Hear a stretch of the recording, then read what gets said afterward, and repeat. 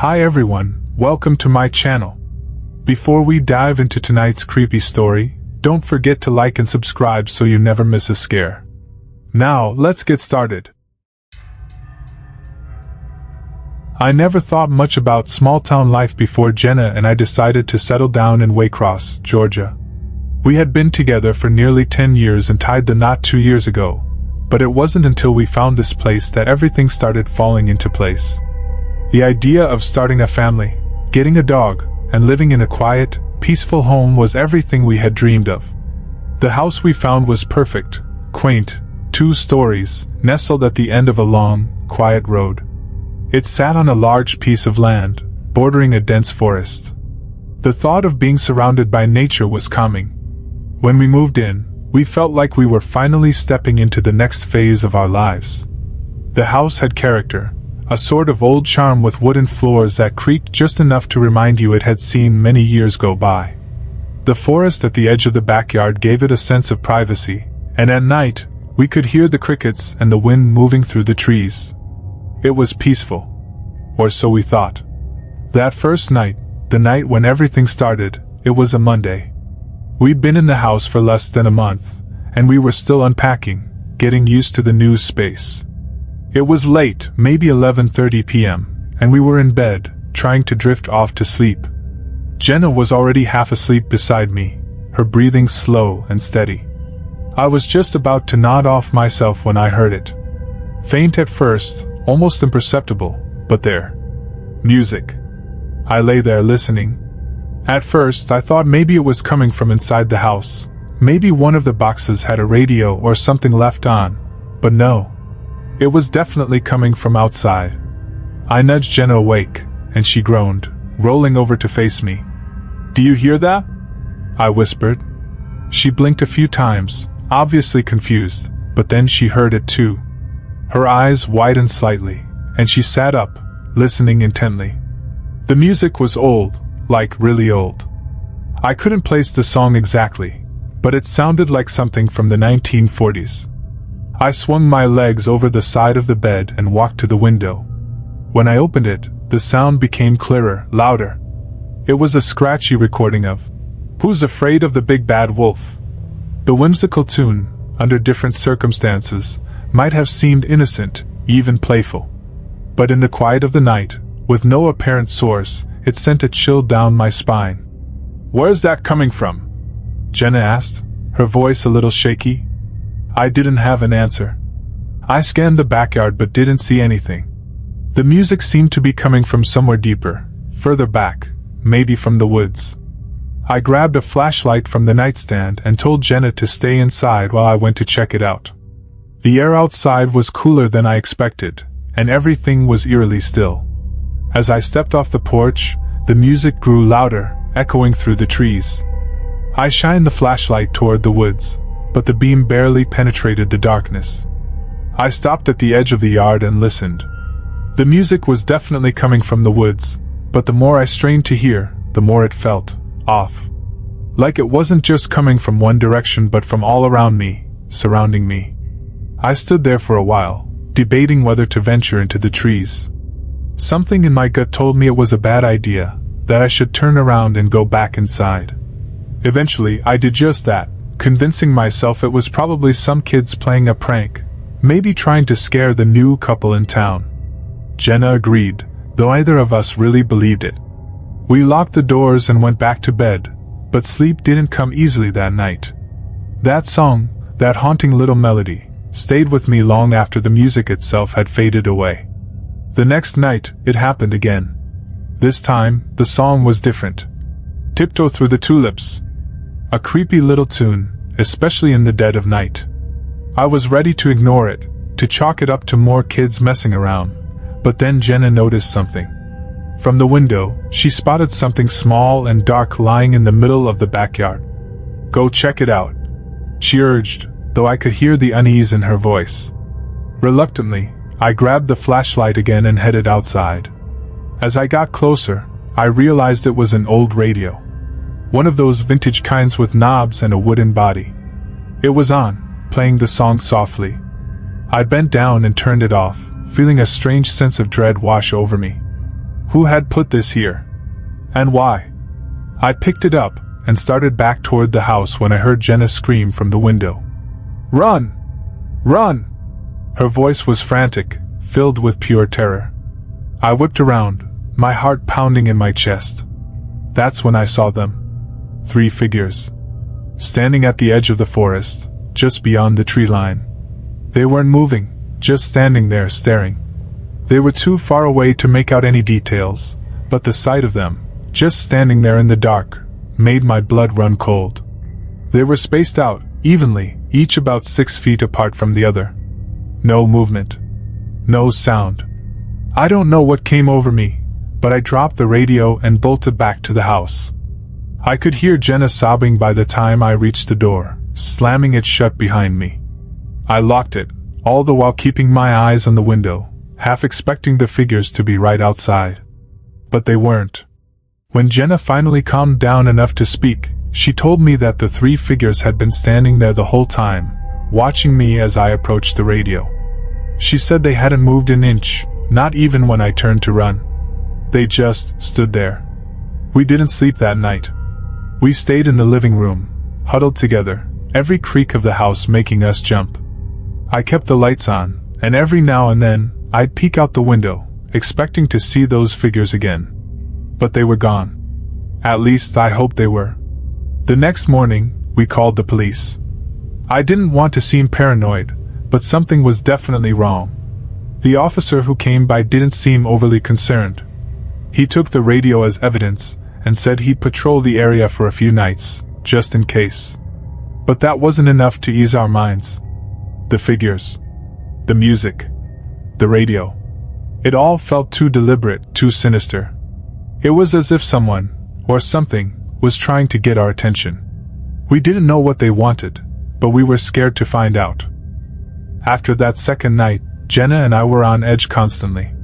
Every little sound in the house felt amplified. Every creak of the floorboards or rustle of leaves outside sent our nerves into overdrive. We tried to go about our daily routines as normally as possible, but the unease was always there, lurking just beneath the surface. It didn't help that the police never found anything suspicious. The radio was old, rusted, something they said was likely left behind by squatters or scavengers. But that explanation didn't sit right with me. There was no way this was just random. No way those figures, standing so perfectly still in the woods, were just some prank or coincidence. I remember about a week passed, and things seemed to calm down. No more music. No strange figures at the tree line. It almost felt like whatever was happening had passed. We were cautious, yes, but with time, we started to breathe a little easier. Jenna suggested we start decorating, getting the house to feel more like a home. She thought it would help, and in a way it did. We hung up some pictures, bought a few new pieces of furniture, and for a little while, the house felt lighter, like it was ours again. But then, that Friday night, it all came crashing down. It was late again, around 1 a.m. Jenna and I had fallen asleep on the couch, watching some mindless TV show to distract ourselves. The house was quiet, the kind of stillness that feels unnaturally calm, like the air itself was holding its breath. I remember waking up suddenly, a sharp chill running down my spine, and I wasn't sure why at first. Then I heard it. That same eerie music from before. This time it was playing louder than ever, piercing through the silence of the night like a knife. I sat up, my heart pounding in my chest. Jenna stirred beside me, rubbing her eyes. "What is it?" she asked groggily. I didn't even need to answer. The look on my face must have told her everything, because her eyes widened, and she immediately understood. The music was back. But this time, it wasn't coming from the woods. It was coming from inside the house. I jumped to my feet, my pulse racing. The sound was coming from the hallway, near the back of the house. I grabbed the flashlight and moved cautiously toward the noise, my hands shaking. Jenna followed closely behind, clutching my arm. We stopped just outside the door to the basement. The music was louder here, echoing up from below. "No," Jenna whispered, her voice trembling. "No way." I tried to steel myself, but the fear was overwhelming. I reached for the basement door, hesitating for a moment before turning the knob. It creaked open slowly, revealing the dark staircase leading down into the blackness below. The music, now unmistakably, "Who's afraid of the big bad wolf?" again, echoed from somewhere deep in the shadows. The hairs on the back of my neck stood on end. Who or what had gotten into our house? And how? I glanced at Jenna, who shook her head vehemently. "Don't go down there!" But we couldn't ignore it. I had to see.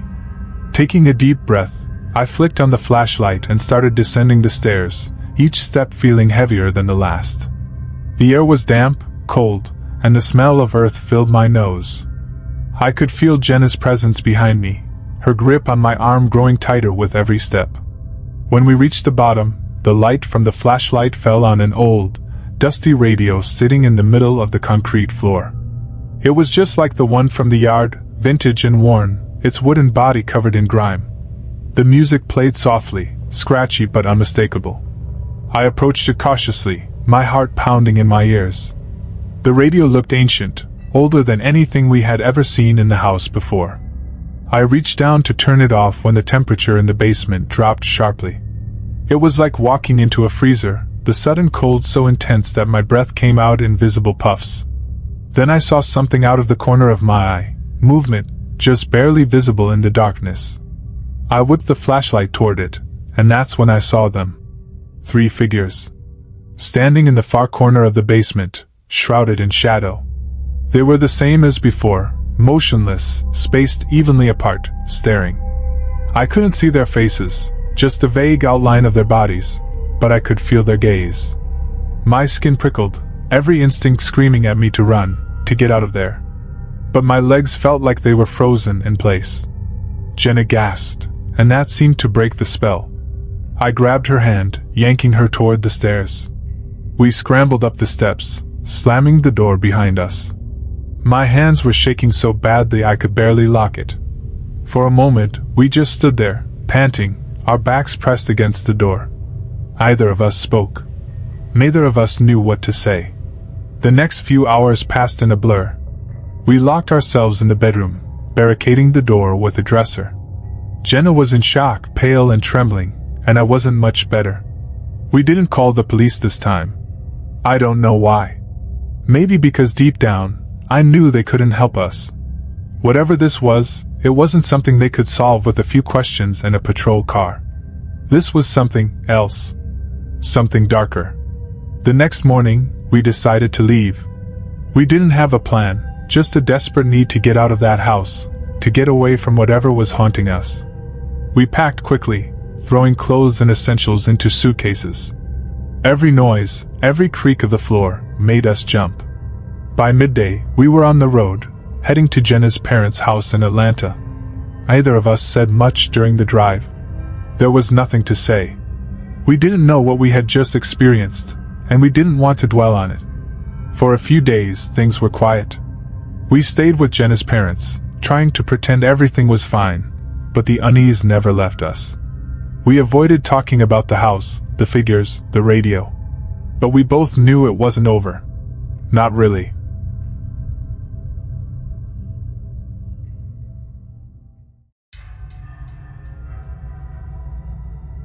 It's crazy how life can shift from feeling safe and predictable to absolute terror in an instant. I never thought I'd be one of those people with a story like this, but here I am, still trying to process it all. I grew up in a small suburban neighborhood, not too far from where I live now. My parents' house was always busy, especially at night because my dad was an insomniac. Every night, like clockwork, he'd be walking up and down the stairs, getting water or heading to the bathroom. I can't count the number of times his footsteps woke me up. It became such a regular part of my life that I started to associate those sounds with comfort in a weird way. I figured I'd be able to sleep better once I got my own place, though, away from all that noise. I moved out of my parents' place in July 2022, finally buying my first house at the age of 28. It was a big step, but one I was proud of. The house was perfect. A 2-story place with a small unfinished basement that had a laundry area and boiler room, a first floor with a cozy living room, kitchen, bathroom, and dining room, and an upstairs with 3 bedrooms. I used one of the bedrooms as my office since I worked from home, another as a small workout room, and the third as my own space. I was pretty excited to have my own setup, and the idea of having a quiet, peaceful night's sleep without my dad's footsteps constantly waking me was something I'd been looking forward to. The first few days in the house were busy. My dad was over a lot, helping me move in furniture, hang pictures, and set up the place. He's always been handy, and I appreciated the help. A week or so after moving in, I was mostly settled, just finishing up small decorating details. I was starting to get used to living alone. Or so I thought.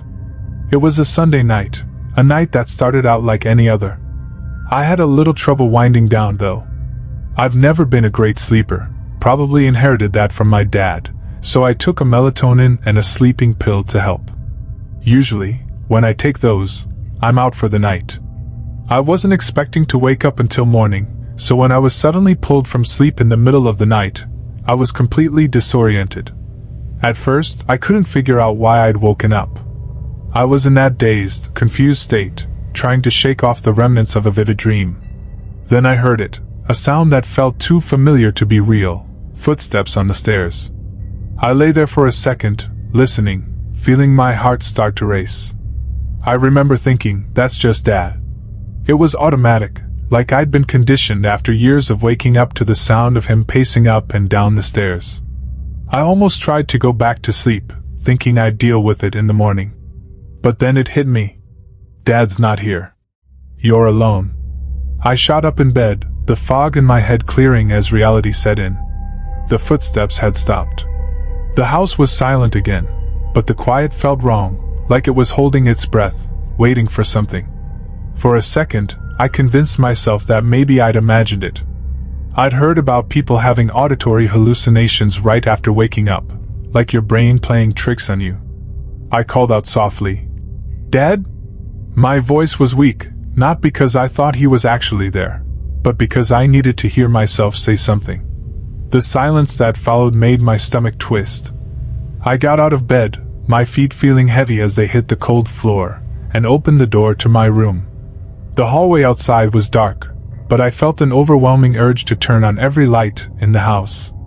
I crept down the hallway, flipping on switches, feeling slightly ridiculous but not caring. By the time I reached the top of the stairs, I was shaking. That's when I saw him. A man. A tall man, standing at the bottom of the stairs, wearing a mask. He was looking up at me, perfectly still. For a split second, I couldn't process what I was seeing. My brain couldn't catch up with the fact that there was a stranger in my house, in the middle of the night. It felt like a dream, a nightmare, really. I just stood there, staring at him, waiting for him to move, to say something, to do something. My voice came out of nowhere, a shaky yell that surprised even me. "Get the hell out of my house!" I screamed, my voice cracking as I pointed toward the door. I didn't know what else to do. I was terrified, but I didn't see any weapons, and something about the way he stood there, motionless, made me think, maybe hope, that he wasn't planning on hurting me. To my disbelief, he turned around and walked toward the front door. Just like that. Like he'd decided this was no longer worth his time. I don't know what came over me, but I rushed down the stairs, my heart pounding in my ears, and locked the door behind him. I thought I was safe for a second. I grabbed my phone to call my dad, because I wasn't thinking clearly, and he was always the first person I called when something went wrong. But before I could dial, I heard another sound. The back door. It slammed shut. There was a second person. Someone else had been in the house. I felt like my blood turned to ice. I was shaking so badly I could barely dial the phone.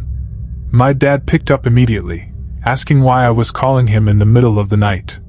When I stammered out what had happened, he yelled at me to call the police. It hadn't even crossed my mind.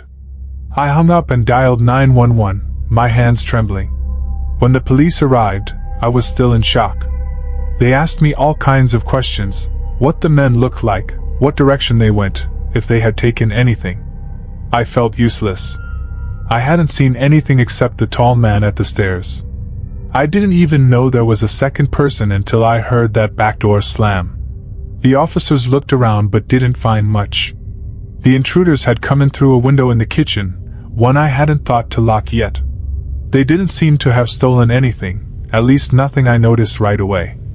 But they'd been in my house, walking around, while I was asleep upstairs. That's the part one can't shake. They were in my home, moving quietly enough not to wake me until the very end. Now every night I sleep with a knife next to my bed, and I don't know when, or if, that feeling of safety will ever come back.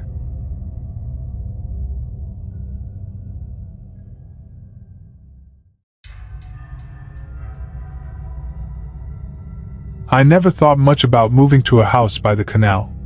Sure, it seemed peaceful, and having the convenience of docking my boat right in my backyard was a huge plus. The house itself was modest, but the view was stunning. The calm water stretched out before me, shimmering under the sunlight. It was quiet, tranquil even, with just the soft sounds of the wind rustling through the trees and the occasional splash of a fish breaking the surface. But there was one thing about my new home that bothered me, and I didn't realize how much it would until it was too late. Right across the canal was another house, and it couldn't have been more different from mine. The place was a wreck, weathered wood, broken windows, and an air of abandonment. The roof sagged in places, and the yard was overgrown with weeds, the fence barely standing. I could see it perfectly from my kitchen window, an eyesore that contrasted sharply with the beauty around me. I tried to ignore it at first, figuring it was just another rundown property left to rot. Maybe it was a vacation home that someone stopped caring about, or maybe the owners had moved away and hadn't found a buyer. It didn't seem like anyone lived there. The house was always dark, not a single light in sight, and there was no sign of life, no car in the driveway, no movement behind the curtains, nothing. For the first few weeks, I enjoyed the solitude. I'd sit on my deck in the evenings, watching the sun set over the water, the sky painted with oranges and purples. But then I noticed something unsettling. One night, as I was doing the dishes after dinner, I glanced up at the house across the canal. And there, in the window, was a figure. A man, standing motionless, staring directly at me. At first, I thought I was imagining it. Maybe it was a trick of the light, or my eyes playing games with me after a long day. But when I looked again, he was still there. His silhouette was unmistakable, a man in his 50s, with graying hair and a slight hunch to his shoulders. He was dressed simply, dark pants and a long-sleeved shirt, but it was his stillness that unnerved me the most. He just stood there, staring. I turned off the kitchen light, trying to see better without the glare from inside reflecting off the window. When I looked again, the man was gone. My heart was pounding, but I convinced myself that it was no big deal. Maybe he was just looking out his window, the same way I sometimes did. I tried to shake it off, but a nagging feeling of unease settled over me. The next few nights, I couldn't help but glance at the house, and every time I did, there he was, standing in the same spot, watching. Always at the same time, just as dusk was falling, when the light was dim enough that you couldn't be sure what you were seeing, but bright enough to make out the shape of a person. I started to feel paranoid, like I was being watched constantly. It wasn't just an innocent glance out the window anymore. This man, whoever he was staring at me, intently. Even when I tried to pretend I wasn't noticing him, it felt like his eyes followed me wherever I went. One evening, I turned off all the lights in my house, hoping to catch him off guard. I crept to the window and peeked through the blinds, barely breathing. He was still there, standing in the same place, his face obscured by the shadows. I couldn't take it anymore. I slammed the blinds shut and decided to ignore him. Maybe he was harmless. Maybe he didn't even know I was watching him back. But deep down, I knew something was off. The breaking point came about a week later. I had just gone to bed, finally feeling a bit more at ease after a few nights without seeing the man. I was drifting off to sleep when I heard it, a soft thud, like someone stepping onto the wooden deck outside. My heart stopped. I held my breath, listening intently, straining to hear any other sound. Then came the unmistakable sound of glass shattering. I shot out of bed, heart racing. It was coming from the kitchen. I grabbed my phone and ran downstairs, adrenaline surging through me. When I reached the kitchen, my blood ran cold. The window above the sink was smashed, shards of glass glittering on the floor. A brick lay in the middle of the mess, surrounded by broken dishes and shattered glass. My hands were shaking as I dialed 911, trying to explain to the operator what had happened. I told them about the man across the canal, how I had seen him watching me for days, and now this. They promised to send someone right away, but those minutes waiting for the police felt like hours. When they arrived, I led them to the broken window and explained everything again. I pointed across the canal, telling them that the man in the house opposite must have been the one who threw the brick. But when the officers checked, they told me something that made my skin crawl. The house across the canal was empty. Not just unoccupied, but officially vacant. It had been foreclosed months ago, and no one had lived there since. The officers even went inside to check, and they found nothing. No furniture, no personal belongings, and certainly no strange man standing in the window. They assured me that I was probably just mistaken, that it could have been a homeless person or a prankster. But I wasn't convinced. I could feel the weight of their skepticism as they suggested I install some cameras around the property for peace of mind. One of them stayed outside in the patrol car for a few hours, but eventually, even he left, and I was alone again, alone with the broken window and the unsettling knowledge that the man across the canal wasn't supposed to be there. The next morning, curiosity got the better of me. I couldn't stop thinking about that house, about the man I had seen night after night. Something wasn't right, and I needed answers. So, against my better judgment, I crossed the canal and made my way to the abandoned house. The back door was unlocked, creaking as I pushed it open. The air inside was musty, stale from months, maybe years, of neglect. Dust covered every surface, and the wooden floors groaned under my weight as I stepped inside. It was eerily quiet, the kind of silence that presses in on you, making your ears ring. I walked through the kitchen and into the living room, my footsteps slow and cautious. The place was completely empty, just like the cops had said. No furniture, no signs of life. But as I ventured deeper into the house, I heard something that made my blood freeze, a faint creaking sound, like someone moving upstairs. I stopped in my tracks, heart pounding in my chest. Every instinct screamed at me to turn around, to leave and never come back. But I couldn't.